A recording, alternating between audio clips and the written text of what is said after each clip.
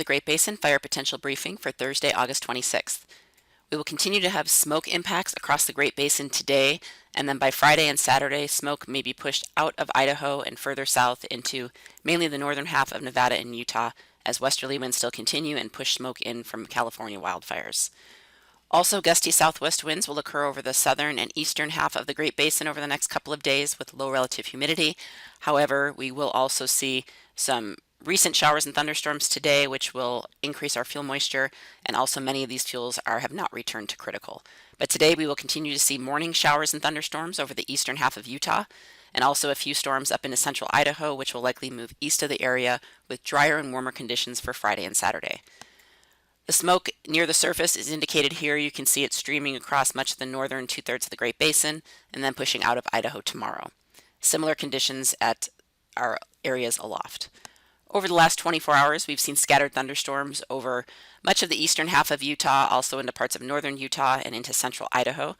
These thunderstorms over eastern Utah are also occurring this morning.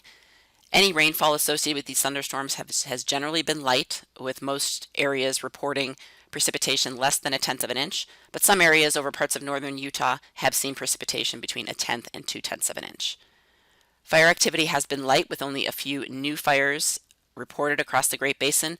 We did have one fire over the southern part of Nevada into the southern Ely district that was around 55 acres.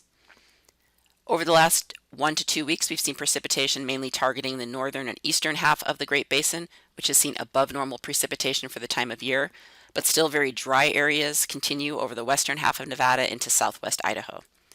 And this is where our ERCs are obviously the highest. We are seeing ERCs above the 70th or 80th percentile over much of western and northern Nevada up into southwest Idaho, and even some areas along the Sierra front are seeing near record ERCs return for the time of year. And you can see that from the fuel chart here, where again, ERCs have reached record levels again along the Sierra front.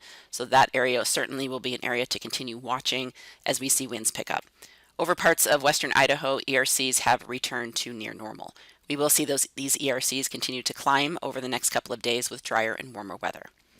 We do have a trough of low pressure moving through the Great Basin this morning. So again, indicating those clouds and showers over eastern Utah this morning and over parts of Idaho, and as this moves through, it will push the moisture off to the east. So by later this afternoon, most of the showers and thunderstorms will be exiting the Great Basin, with drier and warmer weather returning and continued westerly flow pushing that smoke into the area, with low to moderate fire potential over much of Nevada and then lower fire potential to the north and east. Winds today, again, will be breezy across parts of the eastern half of the Great Basin. However, wind gusts will generally be in the 25 to 30 mile per hour range. Relative humidity will also remain above 15 or 20% in some of those areas, but still drop into the single digits across much of Nevada. As we move into Friday, we will see another trough moving across the northern Rockies, again, keeping more southwest to westerly flow across the Great Basin with low to moderate fire potential.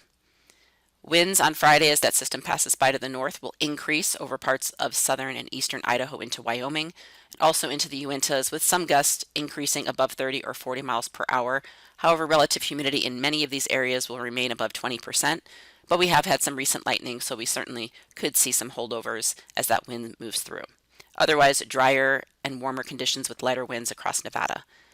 On Saturday, that continued dry westerly wind pattern will continue with generally light winds, and we will see areas of eastern Nevada and southwest Idaho continue to dry out, also into parts of western Utah with low to moderate fire potential.